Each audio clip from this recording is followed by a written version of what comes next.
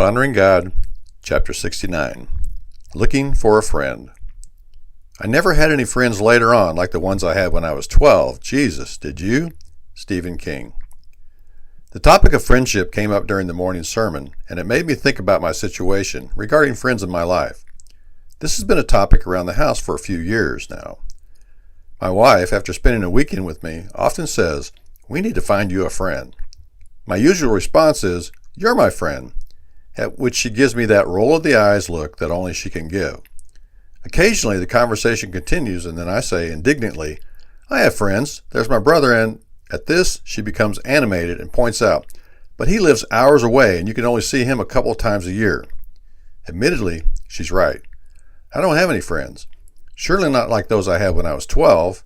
I have many men that I'm friendly with at work and at church, but that doesn't qualify for the kind of friend to which I'm referring. These friends will talk about the weather, work, always work, golf, politics, etc. But I'm looking for someone who wants to get far deeper in a relationship than these superficial topics.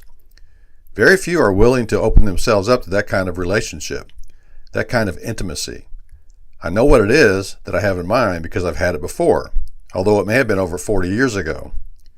As you two sang, I still haven't found what I'm looking for. I haven't either. It's not like I'm going to put an ad in the paper. Middle-aged man seeking friend, someone to share deep conversations with, someone to bond with on a spiritual level, someone willing to be transparent and bare their soul, someone who wants to talk about more than sports or the stock market. Fair-weather friends need not respond to this ad.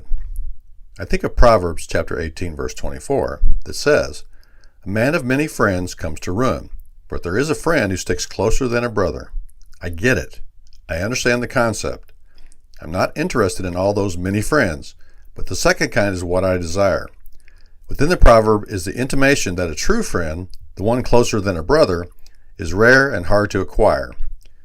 Based on life's experience, I would concur. My father always counseled me to stay away from those fair-weather friends who would desert me at the first sign of trouble. I've learned the lesson well. I'm more than willing to share my innermost feelings, my fears, my weaknesses, my doubts, and my dreams with someone I can trust to challenge me, encourage me, and hold me accountable. Proverbs 27 verse 6 says, "Faithful are the wounds of a friend, but deceitful are the kisses of an enemy." I don't want someone around me to tell me only what I want to hear.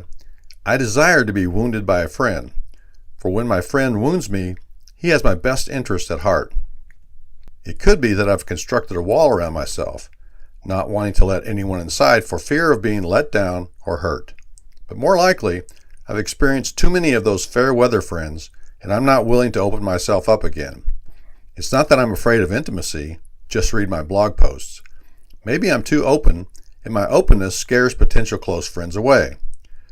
I don't write these words to elicit sympathy, being content with my life as it is. I have my wife, my dog, my sons, my grandkids, my writing, my faith, my teaching, and even my job. And yet, there's something missing. My fears and doubts can't be shared with my wife or sons, for they have expectations of me, fair or not, that I don't have these fears or doubts, or at least that I don't express them. They expect me to be the solid rock, immovable. Rather than put an ad in the paper, the absence of a true friend is something I should at least lift to God in prayer.